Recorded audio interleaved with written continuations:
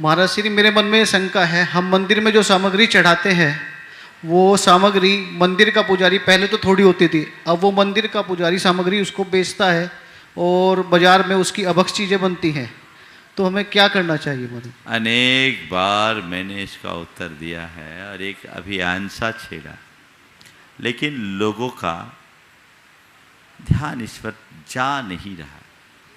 आज पुनः एक लंबे अंतराल के बाद ये सवाल खड़ा हुआ है, तो मैं इस बात पर आप सबका पुनः ध्यान आकृष्ट करना चाहूँगा।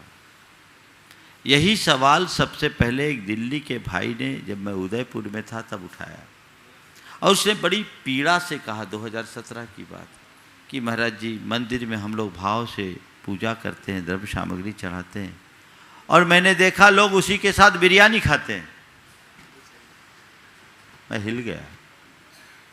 मैंने कहा, इसका सबसे बड़ा दोष तो उनको लगेगा जो मंदिर का प्रबंध देखते हैं, और कुछ अंशों में दोष उन्हें लगेगा जो मंदिर में पूजा करते हैं।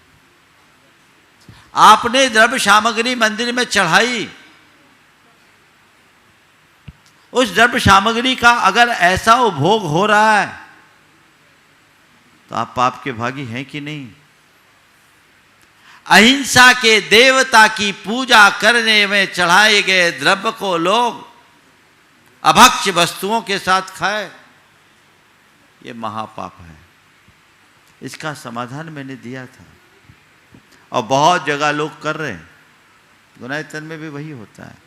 कायदे से मंदिर के द्रव्य का स्वामी माली नहीं, व्यास नहीं, मंदिर के द्रव्य का उपभोग तो पशु पक्षी और दीन दुखी प्राणियों को करना चाहिए।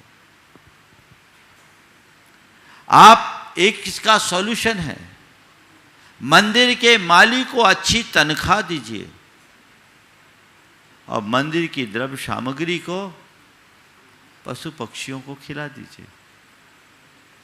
उदयपुर में तो जो द्रव्य चढ़ाते हैं ना, उसे डालते हैं, सैकड़ों के तादाद में तोते आते हैं और आधा घंटे में चट कर जाते हैं।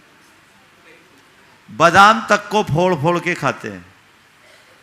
महाराज, कुछ ऐसी सामग्री जो नहीं खाते, ऐसी चीज चढ़ाओ मत। वही सामग्री चढ़ाओ जो पशु पक्षी खा सके। ये व्यवस्थाएं अगर आप लोग करें तो दोहरा पुण्य का लाभ होगा। गौशालाओं में भी इनका प्रयोग किया जा सकता है, दीन दुखी प्राणियों के लिए इसका प्रयोग किया जा सकता है। लौंग तक का काढ़ा बना करके गायों को पिलाया जाता है। तो ये चीज़ें की जा सकती है। ये बहुत दोषप्रद है। जितने लोग देश भर में अपने अपने मंदिरों के प्रबंध से जुड़े हैं वो ऐसा करें, और यदि मंदिर के प्रबंधक ऐसा करने में प्रमाद करते हैं तो मैं आपको सलाह देता हूँ, आप अपने घर की द्रव्य सामग्री अगर लेकर मंदिर जाते हैं, आप पूजा कीजिए और विसर्जन के बाद अपनी द्रव्य सामग्री लाइए, रास्ते में किसी गाय को खिला दीजिए, किसी बकरी को खिला दीजिए, किसी और प्राणी को खिला करके अपने आप को निहाल हो जाइए। महाराज, फिर माली को दुख नहीं होगा। माली को 100 रुपया महीना अलग से दे दो, उसका भी पेट भरेगा। भैया जी बोल रहे बादाम, बादाम की जगह बादाम की मिगी खिला दो। हालांकि जिन गांव शहरों में तोते आते हैं वो तो बादाम फोड़ फोड़ के ऐसे खाते कि देखते रह जाते। मैंने उदयपुर में देखा, भिंडर में देखा, गजब। ये व्यवस्था बननी चाहिए। विडंबना है कि लोग इस पर ध्यान नहीं दे पा रहे। हमारे मंदिरों के प्रबंध से जुड़े हुए लोगों का प्रमाद है ये। और इतना ही नहीं, कई बार तो ऐसा भी हो रहा कि वही द्रव्य सामग्री आपके पेट में भी आ रही है। बाजार में जितने खोमचे वाले होते हैं जो इडली डोसा आदि बनाते हैं ना, उसमें यही कंज्यूम होता है।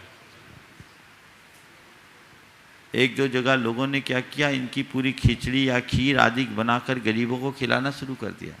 ये एक अच्छा कार्य, शुद्धता के साथ करें, अभक्ष न हो और बर्बाद भी ना हो, ये ध्यान आप लोगों को देना चाहिए। और माली को पर्याप्त तनख्वाह देनी चाहिए। उसका, वो प्रभु का सेवक है, उसका पेट भरना चाहिए। और ये बातें आप सबको सुनिश्चित करना चाहिए यदि आप इसे नज़रअंदाज कर रहे हैं तो मुझे तो ऐसा लगता है भगवान की पूजा के पुण्य से ज़्यादा कहीं पाप बंध के भागी भी बन रहे हैं, ये आपको देखना है।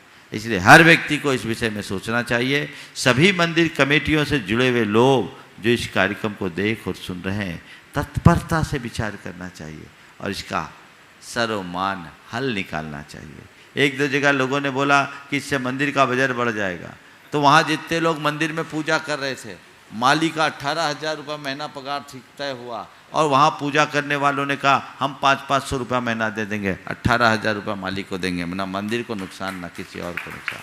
माली भी खुश, वो भी खुश। मैं तो आपसे कहता हूँ अन्य स्थानों में दान न दे पाओ मत दो, लेकिन इस व्यवस्था को पहले सुव्यवस्थित करो, तभी आप कुछ अच्छा कर सकेंगे।